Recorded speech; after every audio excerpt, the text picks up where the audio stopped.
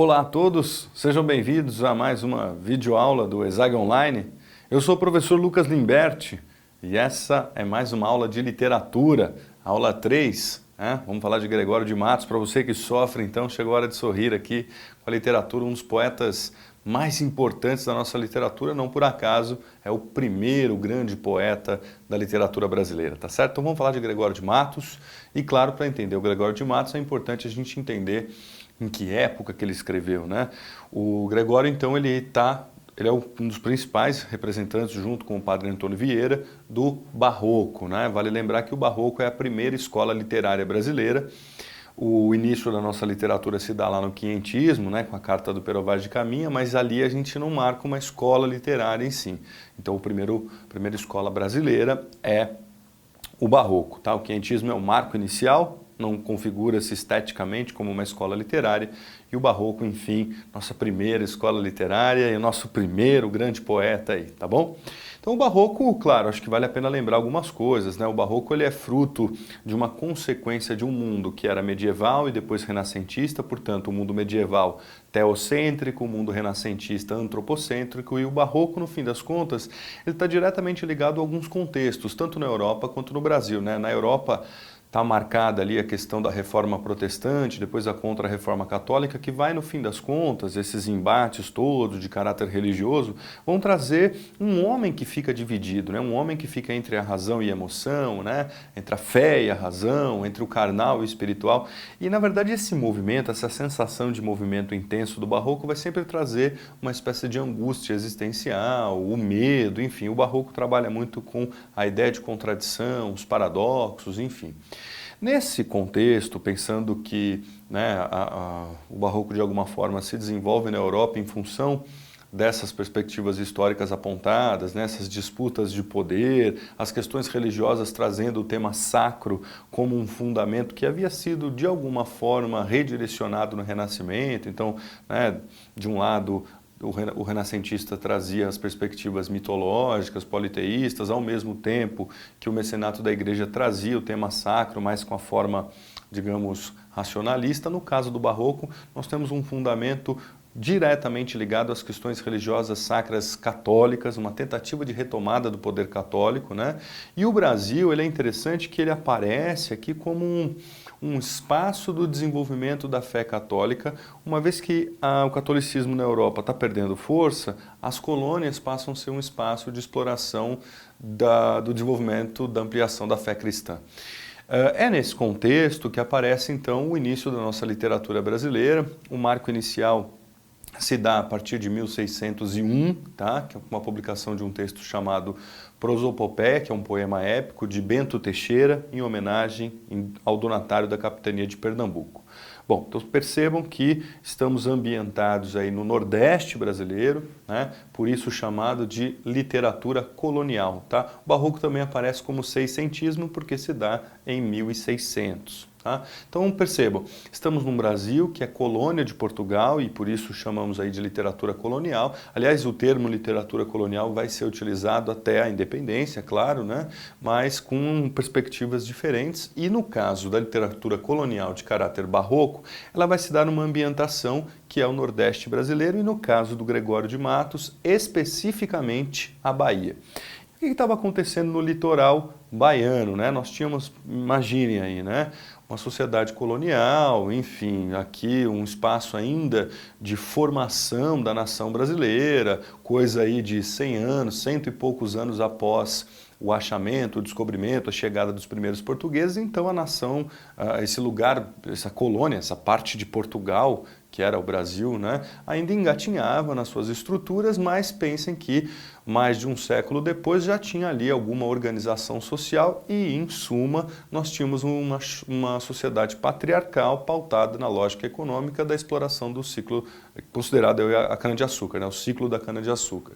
Essa sociedade era uma sociedade muito atrasada, né, então você tinha lá a elite, né, os proprietários de terra, você tinha o clero, sobretudo aí, né, na proposta de desenvolvimento da fé cristã, né, a literatura vai aparecer o padre Antônio Vieira, enfim, em consequência muito do que a gente chama lá da literatura formativa ou jesuítica.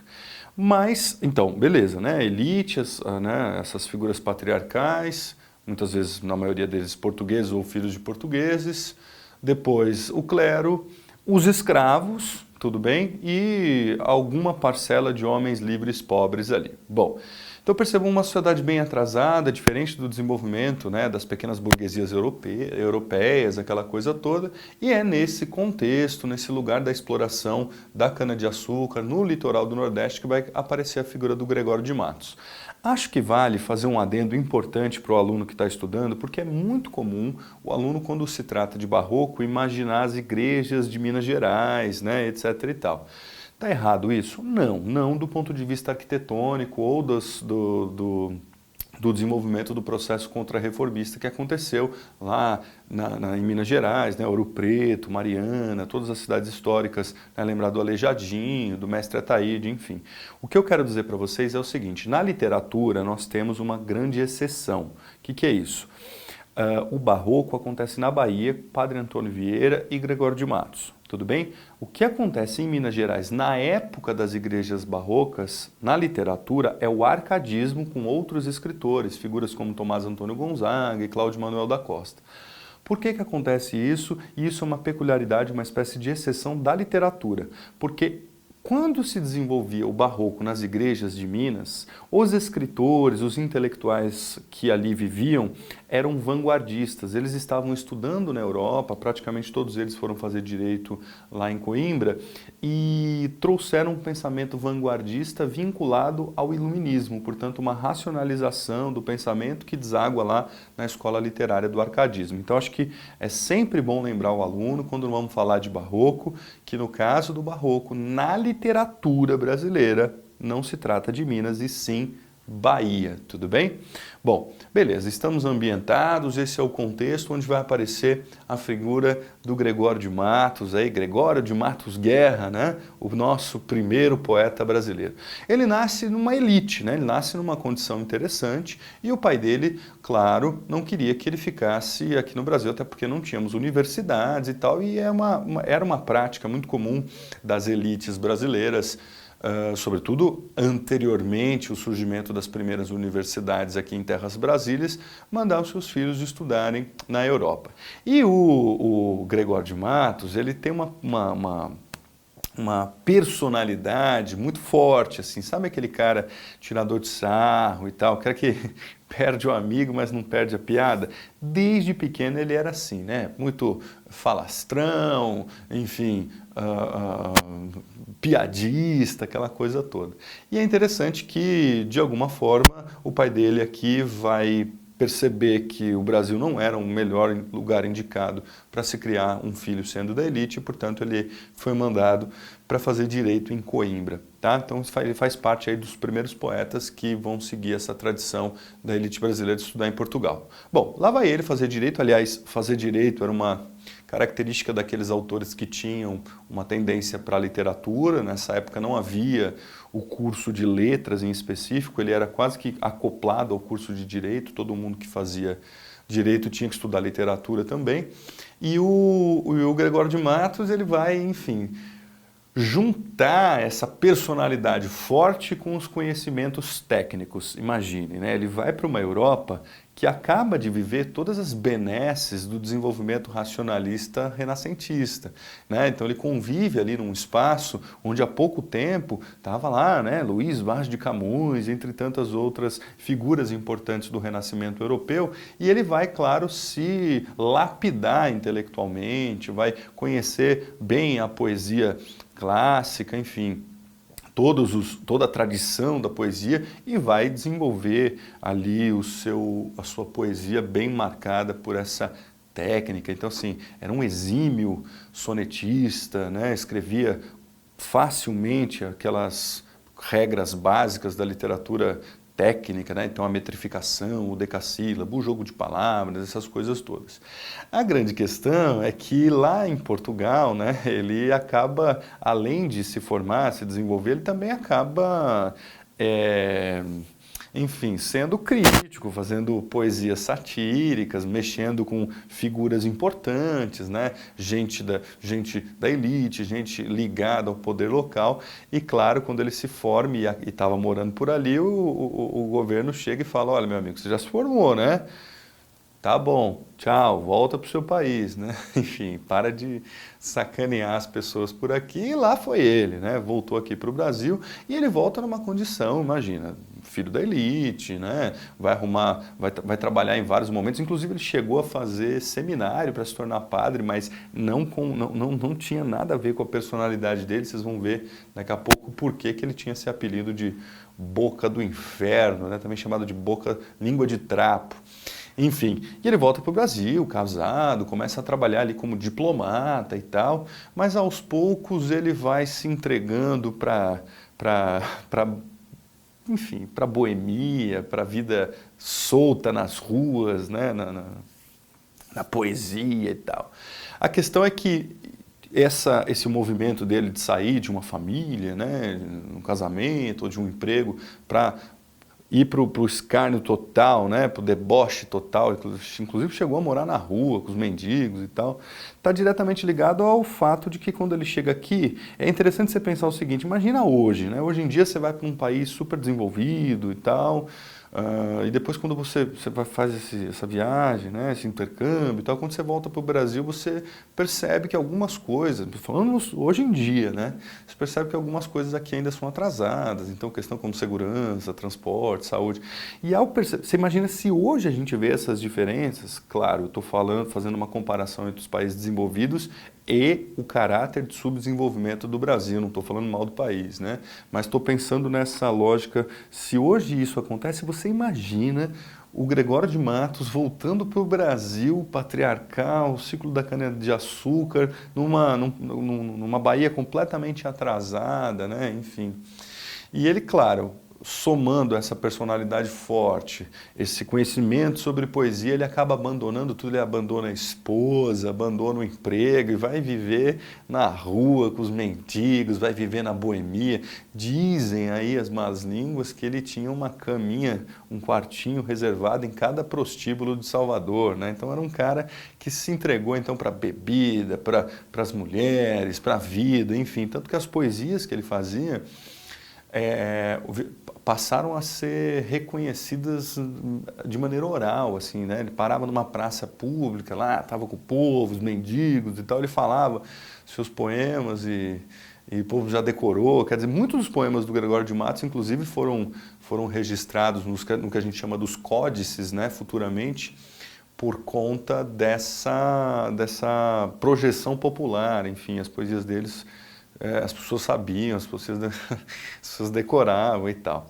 E aí ele, enfim, entra para o escracho total, e o interessante é que esse escracho total é um poeta muito crítico ao atraso da sociedade baiana, seiscentista, colonial, ao mesmo tempo que ela carrega alguns aspectos técnicos da maior significação, da maior importância. Enfim, um grande poeta, assim por se dizer, né? É interessante a gente pensar, né? Primeira escola literária, o primeiro poeta, ele já é o Boca do Inferno, né? Esse é o Brasil, né, gente? Bom, dito isso, só uma coisa, nós vamos falar das características da poesia dele, mas é importante dizer que num dado momento, tanto falar mal da Bahia, falar mal dos governantes, falar mal de todas as instituições, ele vai ser exilado. Nessa época tinha essa coisa, né? Uma pessoa ou prendia a pessoa ou mandava, botava num navio e mandava para a África, sabe? Isso era muito comum aqui no Brasil. E o Gregório de Matos, ele vai ser exilado para a África, vão mandar ele lá para Angola, você imagina. Vai embora daqui, meu amigo, que a gente não te quer mais, né? Enfim, e ele foi para Angola e tal, e passou bastante tempo e tal, e num dado momento lá ele conseguiu negociar, enfim, fazer a velha converseira dele lá e conseguiu voltar para o Brasil. Então ele está voltando para o Brasil, já mais velho e tal. Quando ele aporta ali no porto de Salvador, descobrem que o Gregório de Matos estava no navio e impedem ele de entrar na Bahia. Você imagina? O cara falou tão... Aliás, né, gente? Palavrão, vocabulário chulo, erótico. Ele traz... Tem um poema dele que ele fala, né? A Bahia é feita de dois Fs, um furtar, outro foder. Então perceba, é bem pesado aí e tal. Claro que os dirigentes, né, os governantes, os poderosos aí da Bahia não queriam mais a presença dele por ali e ele foi castigado com a impossibilidade de entrar em sua terra natal. Quando ele volta então do exílio de Angola, percebem que ele está ali no navio e proíbem a entrada dele. No fim das contas, ele vai morar em Pernambuco e lá ficou até o final da vida e morreu por lá e lá foi enterrado. Tá? Então, se você quiser conhecer o túmulo do Gregório de Matos, não adianta ir para a Bahia, tem que ir para Pernambuco. Enfim. Mas, bom, enfim, hoje isso já está completamente ressignificado. A Bahia louva a figura do Gregório de Matos, né? Não só como o primeiro poeta da nossa literatura, mas como uma importância local, um sujeito que tinha um pensamento crítico aos atrasos que era o Brasil colonial, né? Então, esse aí é um pouco entender quem que é esse autor. E, claro, eu sempre digo para os alunos, né? Para estudar literatura, gente, nós temos que levar em consideração a tríade, né? O contexto, o autor e a obra. Eu entendo a época, entendo quem é o autor e de que maneira ele trouxe uma reflexão, né, uma produção literária relativa ao momento que ele estava vivendo aí. Então, entender a Bahia, entender a personalidade do nosso primeiro poeta, do nosso língua de trapo, é fundamental para que a gente possa entender como vão aparecer as questões sobre Gregório de Matos e, enfim, classificar suas poesias. Aqui desse lado, a gente vai agora para uma parte mais técnica, isso que eu falei para vocês, né? De que maneira esse contexto, esse autor vão aparecer nas suas obras, né? Então, de antemão, é bom lembrar, como eu disse para vocês, que a poesia dele era muito bem pensada do ponto de vista formal, muito técnica. Então, ele dominava muito bem as palavras, enfim, como é que elas iam aparecer do ponto de vista lírico, né? Enfim, nessa ideia de poesia, o que é literatura. Então, fundamentalmente, as suas características estão ligadas às antíteses e os paradoxos, né? Lembrar, acho que é importante sempre marcar isso, antítese na língua portuguesa são palavras contrárias, né? Então, dia e noite, alegria e tristeza. E paradoxos são ideias contrárias, marcando, portanto, uma das características básicas aí do barroco, que é fundamentalmente essa ideia de contradição. Tudo bem? E aí, agora vem a parte importante para que você que vai prestar os vestibulares, para você que faz as questões, que é justamente a classificação. Muitas e muitas questões, vocês vão perceber que elas estão ligadas a claro, a uma interpretação. Lembrar que interpretação, gente, é a base do saber literário, né? Não basta só interpretar, o que a gente faz aqui no fim é a crítica literária, né? Ou seja, a análise pressupõe não só o texto e sua interpretação, mas esses vários elementos que circundam esse conhecimento que é a crítica, né? Ou seja, um olhar científico para a arte. E cada vez mais os vestibulares têm pedido isso, né? Que você tenha um olhar científico para esse objeto que é a arte. Portanto, um dos olhares científicos está ligado à ideia de análise, observação e interpretação, e aqui, classificação. Pegando o montante da poesia dele, e é muita coisa, inclusive alguns grandes vestibulares do país escolheram, né, alguns poemas dele para compor suas listas, nós temos a primeira classificação aqui. Na verdade, existem várias, mas essas são as principais, né? A primeira classificação é a classificação lírica, filosófica e amorosa. Esse tipo de poesia do Gregório de Matos é a parte onde ele vai fazer uma reflexão sobre as contradições da existência, né? O existencialismo contraditório do homem barroco em meio a esse mundo das disputas de poder religiosas, etc. e tal. Tudo bem? E por isso nós vamos apontar essa questão da existência e a subjetividade. O que é a ideia de subjetividade aqui? Essas ideias paradoxais que regem e que, no fim das contas, vão instigar o sujeito em sua reflexão de quem ele é e o que ele está fazendo aqui no mundo, né? Então, é legal pensar que a humanidade, né, você tinha lá totalmente teocêntrica na Idade Média, totalmente antropocêntrica no Renascimento, e nesse momento o Barroco, o homem está meio perdido, ele está dividido, né? E por isso essa coisa do jogo da ideia de movimento. Esse movimento contrário, que eu estou colocando aqui como uma coisa material, ele aparece também formalmente na poesia lírica filosófica amorosa a partir do conceito do soneto fusionista, que é um fundamento cultista. Vocês lembram que no Barroco há duas modalidades de escrita, né? O conceptismo e o cultismo. O conceptismo é aquele que não há uma preocupação formal, vamos pensar que é um texto que não está escrito em formas de versos, estrofes, mas há uma preocupação racional no que diz respeito ao processo de argumentação, o desenvolvimento intelectual, que é uma característica que a gente vê bastante no Padre Antônio Vieira, tudo bem? Já no caso do Gregório de Matos, sobretudo na classificação lírica filosófica amorosa, nós vamos ter o cultismo, ou seja, uma preocupação estrutural, formal, de versos que se colocam a serviço de uma progressão semântica. Vamos entender isso, chamado aí de soneto fusionista, né? Então, o aspecto cultista dessa primeira classificação está diretamente ligado a um tipo de soneto, e soneto você sabe que é uma forma renascentista, né? Percebam, um cara vai estudar em Coimbra, conhece a forma e ele traz para a perspectiva brasileira, e não só brasileira, mas fundamentalmente barroca. O que é o barroco? A contradição. Então ele apresenta sempre uma tese. Então ele vai tratar de um assunto. Na sequência, e pensa progressão semântica, é o desenvolvimento do assunto no próprio poema, no caso, soneto. Depois da tese, ele vai trazer uma antitese, ou seja, uma antítese, o contrário da tese. A tese é a antítese, uma coisa e outra.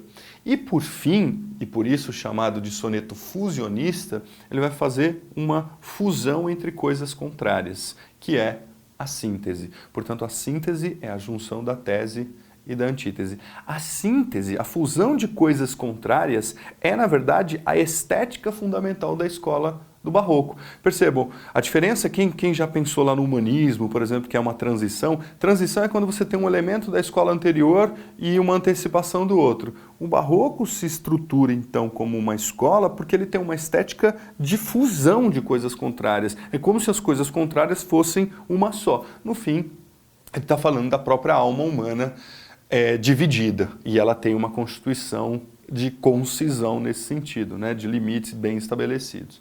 Então o soneto fusionista ele vai aparecer bastante aqui trabalhando com essas questões existencialistas, e essas questões da existência humana normalmente carregam um conceito de subjetividade. Tá? No fim das contas, ele está trabalhando com a contradição deste embate entre razão e emoção, né? Então, nasce o sol e não dura mais que um dia, em tristes sombras morre a formosura. Então, quer dizer, ele vai apresentando uma questão reflexiva. Se você pegar alguns poemas, tem muitas perguntas também, questionamentos, né? Estrofes inteiras que são versos interrogativos, ou seja, essa questão que é base da filosofia, né? Pensar quem somos nós, o que estamos fazendo aqui, etc. e tal. E no fim das contas, é interessante você pensar alegria e tristeza, depois ele funde alegria e tristeza. Um exemplo talvez mais material seria dia e noite, que são coisas contrárias, e a síntese do dia e noite seria o crepúsculo, essa sensação de lusco-fusco do fim do dia, que faz parte um pouco da sensação barroca. Quem daqui já entrou em uma igreja barroca sabe que tem esse jogo de claro e de escuro o tempo todo colocados numa mesma ambientação. Nos quadros também, se você lembrar, por exemplo, do Caravaggio, né, pintor italiano, ele vai trazer sempre esse jogo entre o claro e o escuro, e claro, essas reflexões, no caso da literatura, parecem sustentadas aí por essa perspectiva dicotômica e fusionista, no caso da subjetividade de várias e várias questões colocadas. Tudo bem? Bom, essa seria então aí um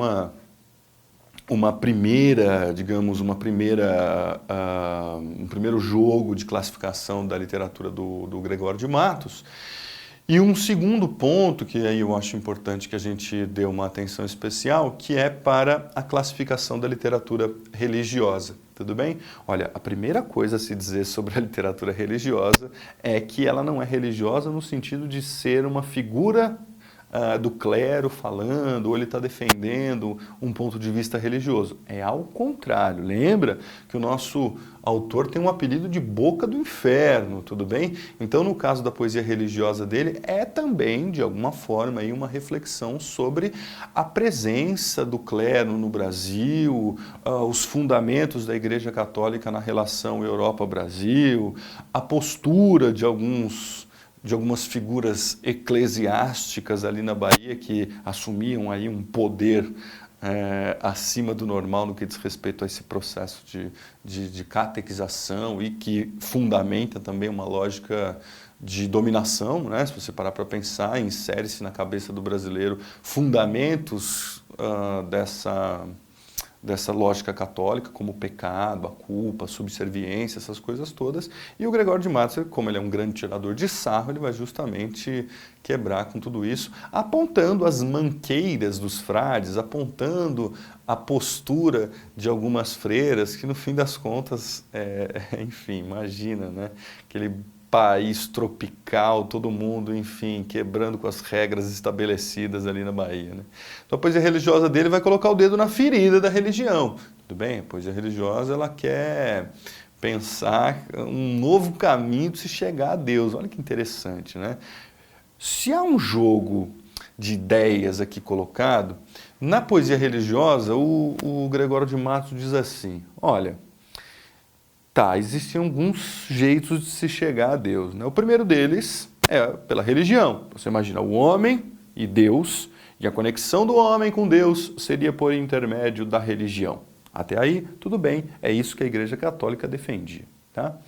A segunda, a questão dele, aí a questão satírica colocada, está dizendo assim, olha, eu vou chegar a Deus por intermédio de outro caminho. E o caminho que eu escolho para chegar até Deus é o pecado. Mas como assim, né, professor? É possível chegar a Deus pelo pecado? Ele vai tentar nos provar de alguma forma por intermédio de um questionamento da própria palavra de Deus, ou pelo menos a palavra de Deus colocada ali pelas figuras do clero. Então, a lógica utilizada pelo Gregório de Matos na sua poesia de característica religiosa é justamente questionar a maneira de se chegar até Deus. Pensa o seguinte, né? Ele dizia o seguinte, né? Alguns poemas que ele fala: pequei, Senhor, mas não porque hei pecado, de vossa alta clemência me despido. Eu sou a ovelha desgarrada, cobrai-a, e não queira, ô pastor divino, perder na vossa ovelha a vossa glória. Né? Então ele fala assim, ó, Deus, como você afirmou lá na Sacra História, né? A gente tem que, você nos ensinou a perdoar. Né? Então ele fala, ó, eu pequei, Senhor, eu sou um pecador. Né? E você, se não vir atrás de mim para me perdoar, eu vou queimar o seu filme. Quer dizer, ele está meio que dizendo isso, né? Quando ele fala assim, ó, cobrai a ovelha desgarrada. Então ele fala, eu sou a ovelha desgarrada. Deus, vem me cobrar. Cobra a sua ovelha. Porque se você não cobrar a sua ovelha, você vai ter o seu, né? O seu filme vai ser queimado, vai perder na vossa ovelha a vossa glória. Então tá, toda aquela glória de Deus vai se perder na ovelha que sai por aí desgarrada. Então quer dizer, no fim das contas, percebam, ele faz um jogo intelectual que deixa Deus e a Sacra História e tudo aquilo que a igreja profere numa situação um pouco difícil, né? Então você imagina, é como se todo mundo... Essa ideia de ovelha é uma grande metáfora da lógica dos fiéis, né? As ovelhas seguem o pastor, logo as ovelhas seguem os ditames da religiosidade. E ele se propõe, enquanto um sujeito crítico a essa lógica né, da fé, ser uma ovelha desgarrada. Então ele vai por outro caminho. Ele vai cometer pecado. E aí ele fala assim, Deus, é melhor você ir atrás de mim e perdoar todos os meus pecados, porque se você me largar para lá, se você abandonar uma de suas ovelhas, olha só, você vai ter a sua glória aí meio que abalada pelo meu comportamento pecaminoso. Perceba, então o Gregório de Matos está propondo chegar a Deus pelo pecado, veja bem, é o nosso boca do inferno, não é por acaso que ele foi, enfim, exilado, essas coisas todas. Bom, tem um outro poema que ele fala assim, né, a Jesus Cristo na hora da morte. Em resumo, ele chega a Jesus e fala assim, ó, Jesus, então é o seguinte, cara, eu morri, tá? E agora, né, eu posso ir ou para o céu ou para o inferno. E chegou a hora, meu querido Jesus, de você provar que você é o Jesus. Quem é o Jesus? Aquele cara bom que nos ensinou a quê? A perdoar. Portanto, chegou a hora de você provar que você faz aquilo que você ensina. Meu Deus, olha só esse Gregório de Matos, ele colocou Jesus na parede, gente. Ou seja, Jesus, se você não me perdoar, você está sendo contraditório em relação àquilo que você diz. Você não ensina a todos que todos devem perdoar o próximo, né? Que devem ser boas pessoas. Então chegou a hora, meu Jesus querido, de perdoar todos os meus pecados e me mandar aos céus. Tudo bem? Então a Jesus Cristo na hora da morte. E no fim das contas, percebo, ele tem razão. Logicamente falando, é claro que a igreja vai ficar muito emputecida com tudo isso, tudo bem? Então, quer dizer, é mais um motivo aí pelo qual o nosso primeiro grande poeta, o nosso poeta Gregório de Matos, vai ser considerado aí essa figura tão polêmica aí da nossa literatura, tudo bem? Bom, então depois dessas reflexões filosóficas, amorosas, líricas aí e tal, então só um dado importante antes da gente passar para a satírica, na parte amorosa aqui, tá? Nessa parte amorosa, mantendo todas as características do soneto fusionista, eu quero acrescentar uma informação importante. Existe no Gregório de Matos a concepção da ideia de carpe diem. O que significa isso? O carpe diem, todo mundo já ouviu falar, etc. e tal, é um termo, é um clichê latino que vai se aplicar também ao barroco e ao arcadismo. Prestem atenção nisso, tá? Um dado importante que passou aqui, mas que eu estou retomando. A carpe diem significa aproveite o dia, tudo bem? Mas ele pode ser também atribuído a semântica aí ao aproveite a vida. Tá? Lá no arcadismo, onde o mundo é bucólico, as questões são racionais, portanto claras, etc. e tal, esse carpe diem vai ser aplicado como o princípio do sujeito aproveitar a vida, o dia, o campo, a tranquilidade, a natureza. Aqui no barroco, nessa reflexão existencialista, sobretudo quando atrelada ao amor, o carpe diem do barroco vai ser aproveite a vida enquanto você está vivo, faça o que você tem que fazer agora, porque quando você morrer, se Deus estiver certo, qualquer um de nós é pecaminoso, nós vamos todos para o inferno, a começar pela ideia do pecado original. Então ele fala assim, ó, vamos aproveitar o agora, a vida. E alguns sonetos, alguns poemas dele trazem essa força do carpe diem barroco, sobretudo, por exemplo, no convencimento a levar algumas donzelas para a cama. Então, por exemplo, ó, vamos aproveitar a vida enquanto você está na aurora de sua juventude, até porque depois você vai envelhecer, né, o tempo aplica a todos a sua pisada e no fim, sabe o que acontece? Você se transforma em pó, em nada. Então, no fim das contas, é tipo aquela pessoa que chega na balada e vai chavecar, vamos viver o agora, vamos viver o para sempre, porque a gente não sabe o que vai acontecer da vida amanhã. E perceba que dizer isso no barroco é muito mais forte, né? Porque, de fato, a Contra-Reforma Católica trouxe um assombro muito grande para a sociedade da época, né? Lembra? Qualquer coisa... Eu estou falando lembra, assim, lembra dos estudos, né? Não é porque a gente viveu lá, mas estou dizendo assim, é importante recordar que a Contra-Reforma, então, tinha as perseguições, as fogueiras, né? A lista de livros proibidos, o tal do Index Librorum Prohibitório, enfim, tudo era proibido, né, do ponto de vista racional. Então, um sujeito que está ali tentando refletir sobre a lógica amorosa, o convencimento das donzelas para o amor, ele utilizava então esse viés do carpe diem. E esse carpe diem vai aparecer não só, principalmente no amor, não só no amor, mas em outros aspectos da vida e que vão sustentando um pouco essa lógica. Estou falando isso, é importante porque existem questões sobre a lírica filosófica amorosa do Gregório de Matos, em que vai ser cobrado de vocês observar o que tem de carpe diem colocado ali, mas qual carpe diem? Esse carpe diem barroco de viver o agora, de viver a vida, de viver a plenitude do presente em função deste medo do futuro, né? Em função dessa quase que inevitabilidade do inferno, uma vez que a morte é certa. Tudo bem? Bom, beleza. Lembrando então a questão do carpe diem, vou voltar agora fundamentalmente para a gente encerrar a última parte da classificação da lírica da poesia do Gregório de Matos, que é a sua poesia satírica? Olha, é justamente aqui na poesia satírica a justificativa do apelido de boca do inferno ou de língua de trapo, tudo bem? Na poesia satírica é já aquele momento que ele já abandonou a família, abandonou a esposa, abandonou o emprego de diplomata, vivia nos prostíbulos da cidade, vivia também, olha só, gente, escondidos nos mosteiros, escondidos nas igrejas. Ele tinha ali caso com uma dezena de freiras. As freiras recebiam o Gregório ali, né, porque ele escrevia poemas para elas também e convencia e tal as freirinhas. Quer dizer, né, ele vivenciava de alguma forma um pouco da hipocrisia da igreja, onde essas freiras o recebiam e tinham com ele ali relações amorosas, de caráter carnal, você entendeu o que eu estou querendo dizer.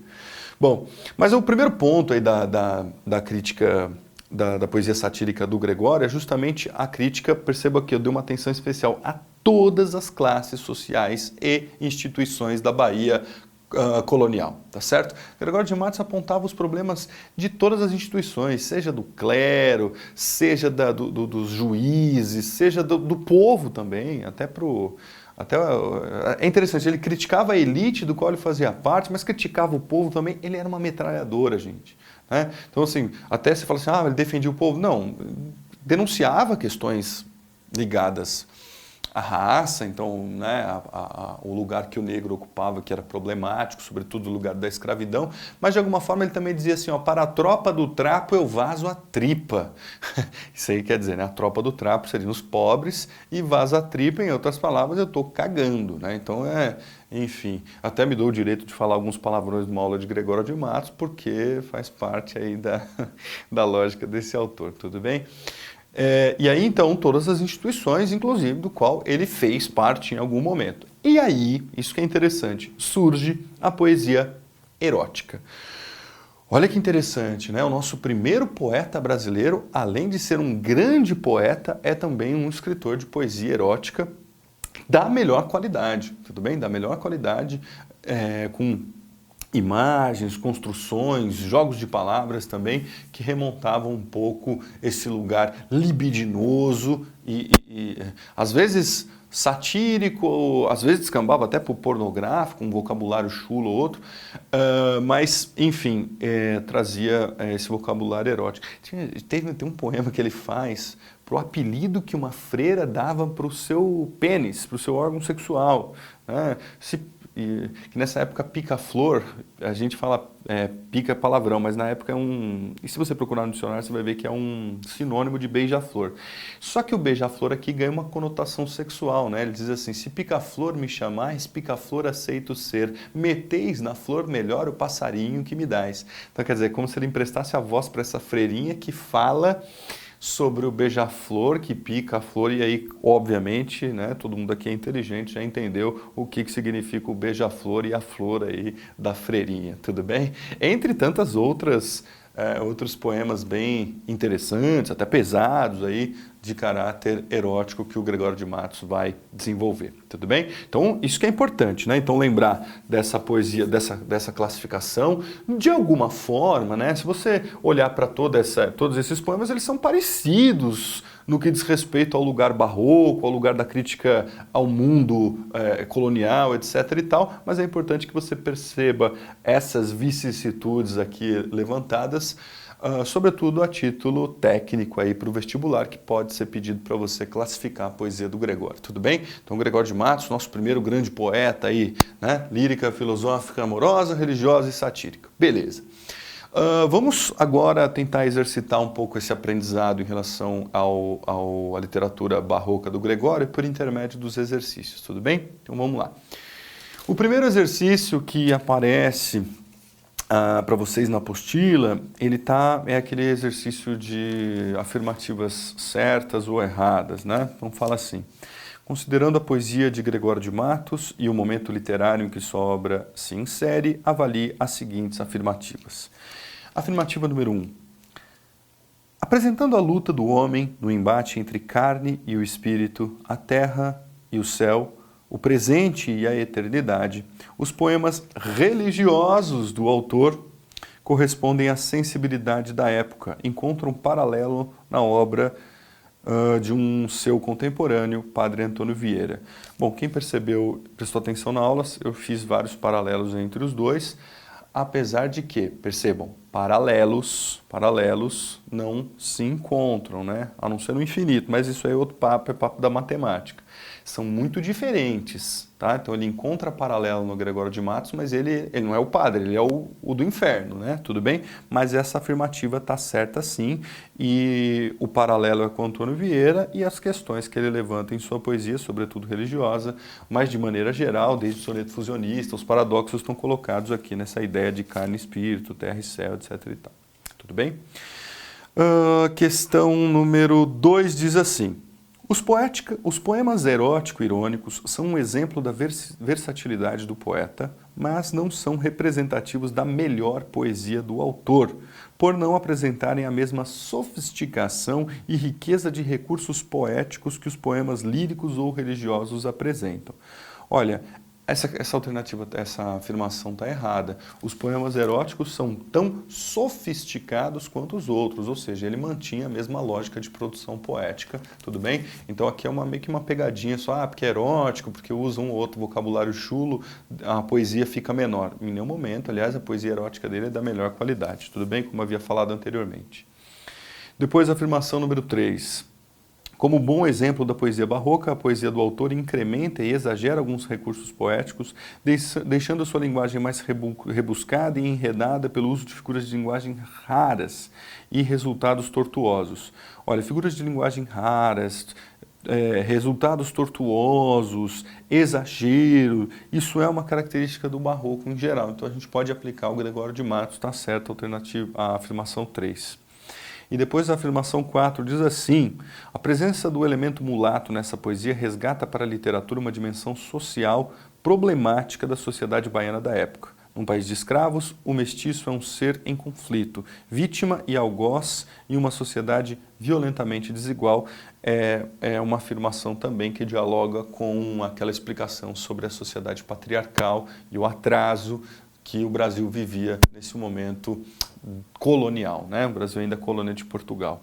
Portanto, a 1, a 3 e a 4 estão certas, a alternativa é a C, tudo bem? Alternativa C. Depois vamos para a questão número 2, tá? Sempre a gente começa lendo o enunciado, depois o texto, porque se a gente lê o texto sem saber o enunciado, a gente não sabe o que a questão quer, é sempre uma leitura vazia, a gente chama de leitura burra, né? Então vamos para o enunciado. Todas as afirmativas sobre a construção estética ou a produção textual do poema de Gregório de Matos estão adequadas, exceto uma. Essas questões de exceto são boas também para a gente entender, elas fornecem bastante dados para quem está estudando, são boas, né? Olha que interessante, ele fala assim: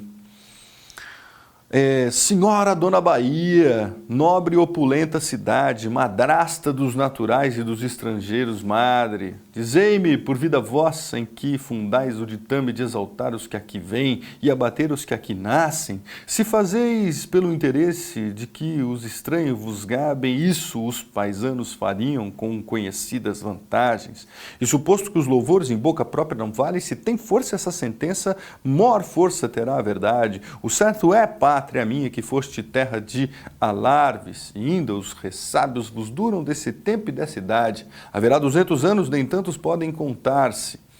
E éreis uma aldeia pobre, e hoje sois rica cidade, então vos pisavam índios e vos habitavam cafres, hoje chispais fidalguias arrojando personagens.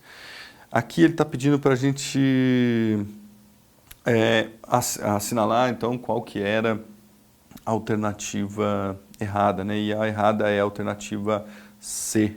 A ausência de métrica aproxima o poema do modernismo. Você vai perceber que o poema é todo metrificado, enfim, tem todo um jogo de tamanho do verso mesmo, né? E aí, pensando nas outras, né, tem as antíteses, tem personificação da Bahia, né? O primeiro verso, Senhora Dona Bahia, percebe? Ele conversa com a Bahia e tal. O eu lírico usa esse vocativo, então a Bahia passa a ser uma interlocutora, como se ele conversasse com a cidade sobre os problemas que ali passam, né? E claro, falando dos moradores locais e dos estrangeiros, que é a alternativa E. Depois, pessoal, tem um poema muito legal aqui, eu gosto muito desse poema, que é o para a questão 3 e 4. É um poema típico da oratória, né, do que ele falava em público. Então ele gritava, né, que falta nessa cidade? O povo respondia, verdade. Que mais por sua desonra? E o povo respondia, honra. Né? Falta mais que se lhe ponha vergonha. E depois ele puxava, o demo a viver se exponha, por mais que falta fama.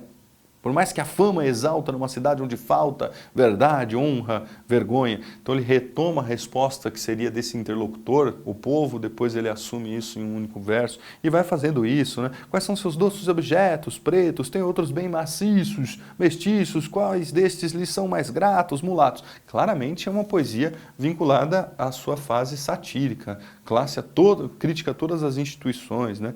Fala da justiça, que ela é bastarda, fala da cleresia, né? Que os padres, no fim das contas, só querem ter inveja, etc. Fala das manqueiras das freiras, né? Que ocupam dos serões, os sermões e não se ocupam de disputas porque são putas. Imagina o cara chamando as freiras de putas, né? Imagina se a igreja ficou feliz com isso, né? Tudo bem? Enfim.